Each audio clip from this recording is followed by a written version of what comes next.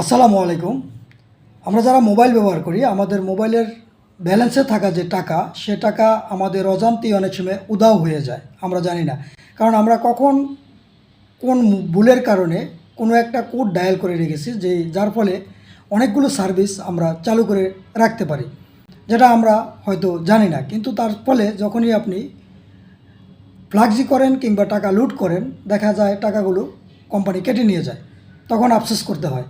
তার জন্য এই সমস্ত সকল সার্ভিসগুলো বন্ধ করার জন্য আপনাকে যে কাজটি করতে হবে, আপনি যদি বাংলালিংক গ্রাহক হন, তাহলে আপনাকে আপনার মোবাইলে থাকা যে ডায়াল প্যাডটি আছে, সেই ডায়াল প্যাডে গিয়ে প্রথমে আপনাকে টাইপ করতে হবে *121*7*1*2*1#।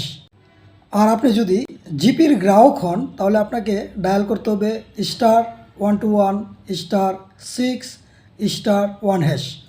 আর যদি আপনি রবি কিংবা এয়ারটেলের গ্রাহক হন, তাহলে আপনাকে ডায়াল করতে হবে *9#।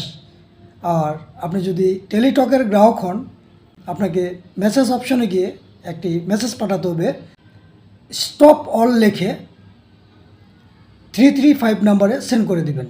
That's all. আপনার সমস্ত সার্ভিসগুলো তাৎক্ষণিক বন্ধ হয়ে যাবে এবং কোনোভাবেই আপনার ব্যালেন্সের টাকা আর কোথাও উধাও হবে না। ভিডিওটি যদি ভালো লাগে টাইমলাইনে শেয়ার করে রাখতে পারেন, আর এই ধরনের ইম্পর্টেন্ট ভিডিওগুলো পেতে আমার পেজটিকে ফলো দিয়ে রাখতে পারেন।